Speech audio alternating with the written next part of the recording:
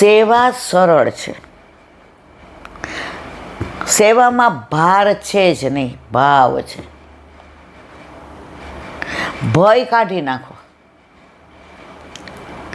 અત્યારે બધાને મને દોષ પડે તો આપણા ઘરે ઠાકોરજી આપણા દોષ જોવા મારા વાલા આવ્યા જ નથી, તોય મને પ્રેમ કરને હું તને પ્રેમ કરું, બસ એ તો પ્રેમ કી બાત હે ઉધો.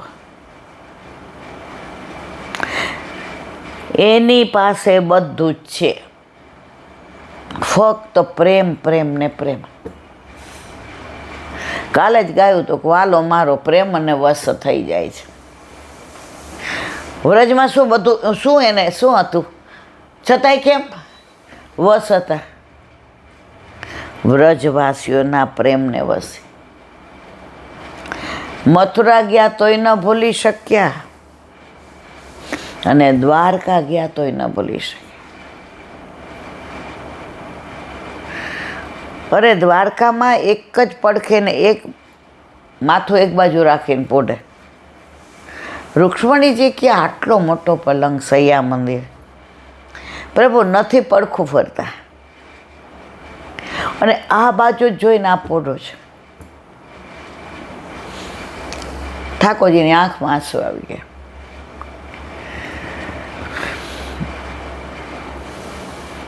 કહું કે ના કહું,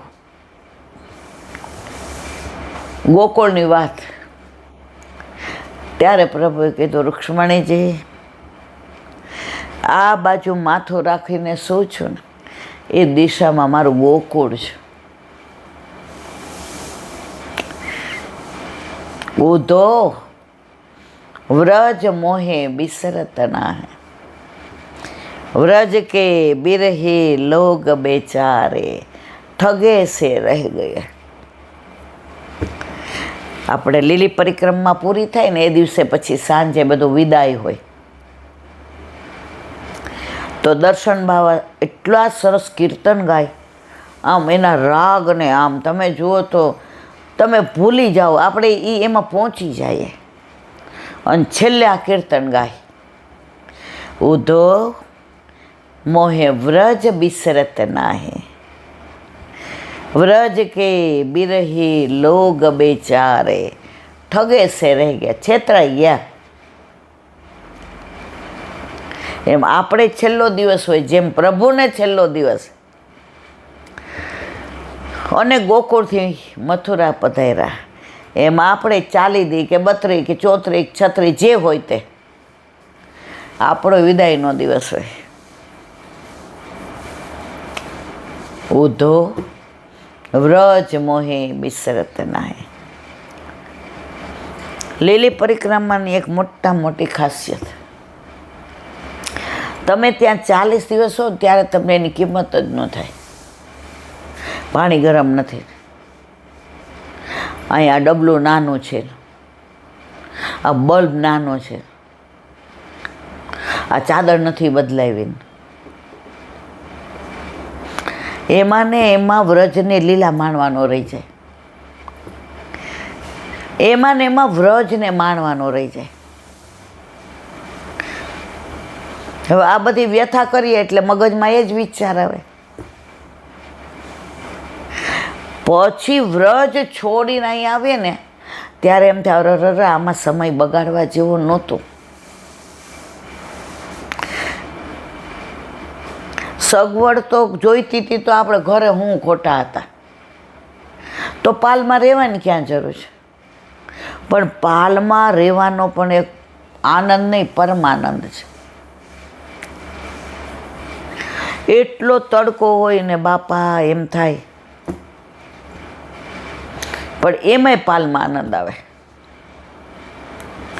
એટલા તડકામાંય પાલમાં બહારથી ને ઠંડો પવન આવે.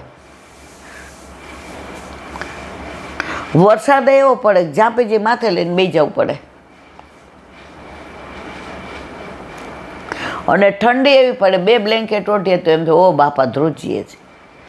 6 ઋતુનો આનંદ લેવો હોય ને તો લીલી પરિક્રમા. અને એક લીલા સ્થળીમાં તમે સૂકી પરિક્રમામાં જાઓ ને તો એટલા બધા વૈષ્ણવ ન હોય, વલ્લભકુળનો હોય, ગોરનો હોય, ચોબાજીનો હોય, એ વાતાવરણનો હોય, એ માહોલનો હોય. અને લીલી પરિક્રમામાં જાઓ ચારે બાજુ તમને વૈષ્ણવ ને વલ્લભકુળ, વૈષ્ણવ ને વલ્લભકુળ, ચોબાજી ને ગોર ને તમે જો તો હાંડો થાય ને એ ચોબાજીનો હાંડો થાય ને હા. શરૂઆતમાં મને ખબર નહોતી હાંડો એટલે હું દાઉજીનો.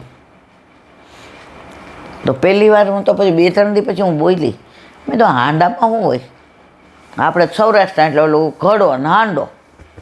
મેં તો હારા હાંડામાં રાંધતા છે. તું તો હાવ આવી જ છો. એ લોકો તું કહે, કારણ કે પ્રેમ. પછી એણે કીધું કે તારે મહાપ્રસાદ લેવો છે. મેં હવે પહેલીમાં તમે નહોતા, બીજીમાં ત્રીજીમાં હતા. પહેલીમાં તો હેમાબેન નામ બધા હતા. એટલે હેમાબેન ખીજાણ, એક નહીં જવાનું બસ. મેં કીધું કેમ? એ કે તું દરેકમાં કેમ પૂછસ? મારાથી ખાસા મોટા, 15-20 વર્ષ. અને 8માં તો આપણે નાના હોય. એટલે ઓલાએ પાછું કેવડાવ્યું કે હાલ આ લઈ જા. તો એ લોકોએ લઈ લીધો ને પછી એ લોકોનું જે શાક અને આટલી પૂડી હોય પાલીની બેન જોઈ તો લે તો રાજી થઈ ગયા. એટલે વ્રજમાં કેવું છે, પછી પેલા રાસધારીઓ, એ રાસધારીઓ 12-1-2 વાગ્યા સુધી રાસ, અને એ લોકો તૈયાર 6 વાગ્યાના થતા હોય. આ બધું ઓલે પત્રાવલી કરવાની ને આંખમાં તમે આંજણ ને તમને લાગે જ નહીં કે આ છોકરો છે. આહા રાધાજી તો એવા રૂપના અંબાર ને આ મુગટ ને એવા સરસ આમ સાડી ને હીરા મોતીના પેલા ભલે ખોટા હોય પણ તમને હાંચા જ લાગે. એટલે એ લોકોને પછી મારી બાઈ શીખવાડ્યું હતું અમને કે એક દિવસનું ભોજન એ લોકોનું તારે કરવાનું. એટલે હું પૂછવા ગઈ, મેં કીધું તમારે આ બધું? મને કે તાર જે મેં તો એમ નહીં, પણ આ બધું એટલે કાં તું સામગ્રી લાવી દે. મેં તમે લઈ આવજો ને, મને હું ક્યાં મથુરા જાઉં લઈ આવું. ન્યોછાવર આપી એટલે ખાસા 17-18 જણા. મને કે ચકાચક. મેં તો ચકાચક. પછી બધાને પતી ગયું એટલે ગઈ. મેં તો કેવું છે કે તા ચાખો જ? મેં તો મને વ્રજવાસીના હાથનું બધું ભાવે. એ લોકો ઠાકોરજીને ધરાવીને લે. પછી એમાં બેન કે તો હવે અમે એક દિન મેં તમારે જે કરવું હોય. મને આ બધું મેં કીધું બહુ ગમે. એ લોકોનો ભાવ જોઈને એમ થાય કે ના, મારે કહેવાના આશય છે. લીલી પરિક્રમામાં તમને રોજ નવા અનુભવ થાય.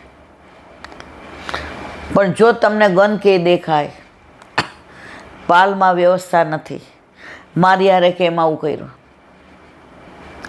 હું જમવા ગઈ ત્યાં લાંબી લાઈન હતી, માથી ઊભું નહોતું રહેવાતું, મને ખુરશી ન મળી, જો આ બધું જોવું હોય ને તો પછી લીલી પરિક્રમા નહીં કરવાની. વ્રજમાં વ્રજવાસીઓ ગમે ત્યાં બેસી જાય. ગાયો ચરાવતા ચરાવતા છાક લઈ ગયા હોય ત્યાં એ ભોજન કરી લે. એ નહોતા જોતા કે અહીંયા રજ છે કે યમુનાજીમાં પાણી પીવા દૂર જવાનું. તો 40 દિવસ મારા વાલા વ્રજવાસી બનવાનો. જો કેટલા પ્રકારના વ્રજવાસી કહું તમને, આ જે કહ્યું તો એ કહું છું, મારે પોતાના નથી. એક તો ત્યાં જન્મ્યા એ પૂરેપૂરા વ્રજવાસી. બીજા ત્યાં જન્મ્યા પણ નોકરી ધંધા માટે ગયા તો તમે જો એ આપણને મળે ને તો એ બોલે એટલે આપણે તરત કહીએ વ્રજવાસી છે. એ કે હા. ત્રીજા આપણા જેવા ગયા હોય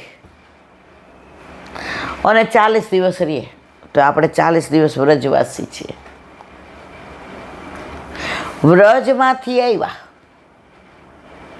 અને ઘરમાંય વ્રજવાસીની વાતો જ કરીએ ને એમ જ રહીએ ને પ્રસાદ લેવા બેસીએ તો એ જ વાત કરીએ, અને સવારે એ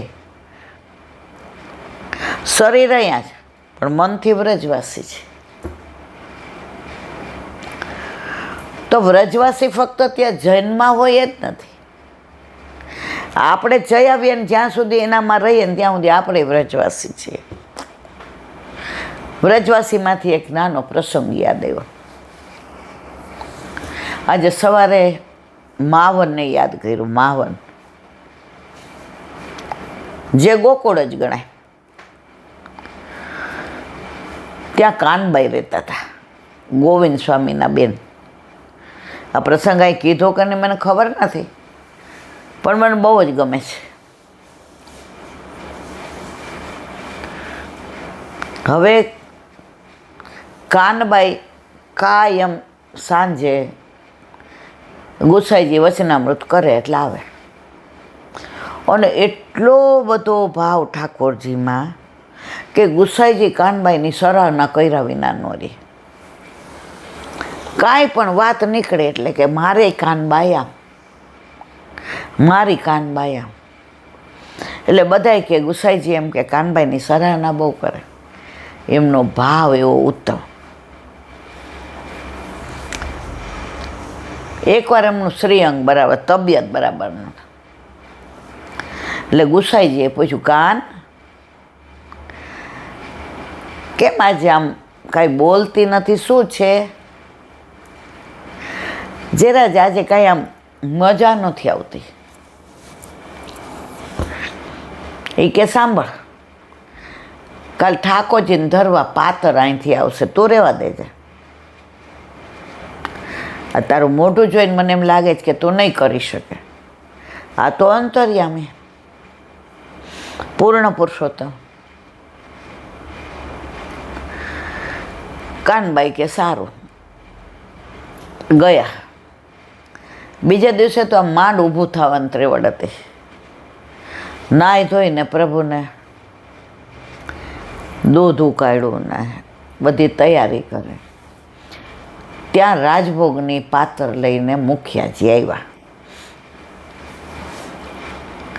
હવે તડકો થઈ ગયો હતો, એટલે કાનબાઈને પૂછ્યું, આવું કે? એ કે હા હા આવો આવો માર વીરા આવો. પાતર દીધી એટલે કાનબાઈ સીધી ધરી દીધી. મુખિયાજીને જળ દીધું. એ કે થોડી વાર બેઠો છું, તડકો બહુ છે. હા હા આરામથી બેસો. એટલે કાનબાઈને ઘર પાસે સરસ કદમનું વૃક્ષ હતું, છાયામાં બેઠા, સરસ પવન આવે મજાનો. કાનબાઈ પાતર ધરી, કાની આપી.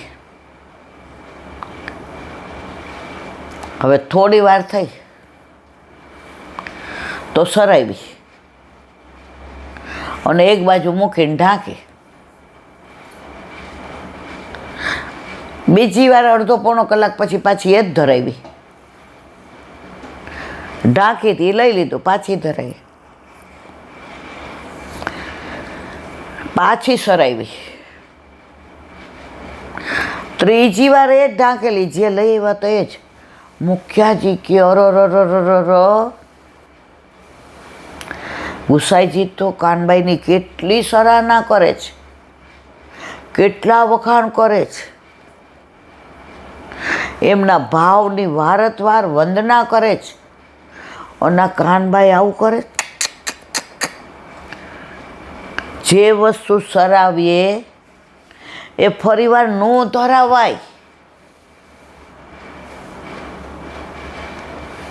આણે તો ત્રીજી વાર ધરાવી. એ કે હવે ઊભું નથી રહેવું.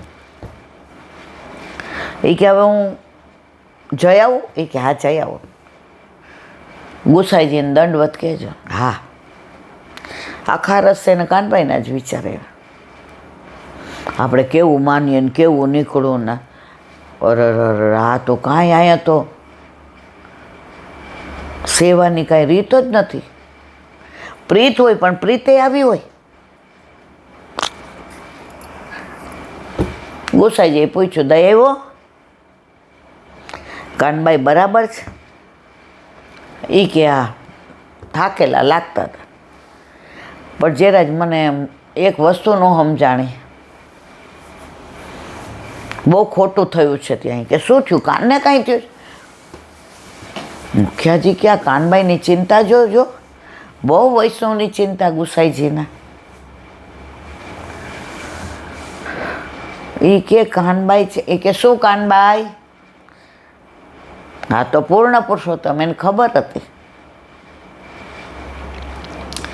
જે રાજ આ કાનબાઈ તો પાતર ધરાવી પાછી સરાવે એટલે પ્રસાદ થઈ જાય. એ કે હા, એ પ્રસાદી પાતર પાછી ધરાવી, પાછી સરાવી, અને ત્રીજી વાર એ જ પ્રસાદી ધરાવી. અરે જાજા, એવું કરતા હશે કાનબાઈ? ન કરે. જરાજ હું જોઈને આવ્યો. આવું અનાચાર ના ચાલે સેવામાં જરાજ. એ કે આજે આવે એટલે વાત. ગુસાઈજીએ દેખાડ્યું હતું કે ભાવ કેટલો પ્રગાઢ છે. આપણાથી એવું ન થાય, આપણો ભાવ નથી, હજી આપણને એવા દર્શન નથી થતા.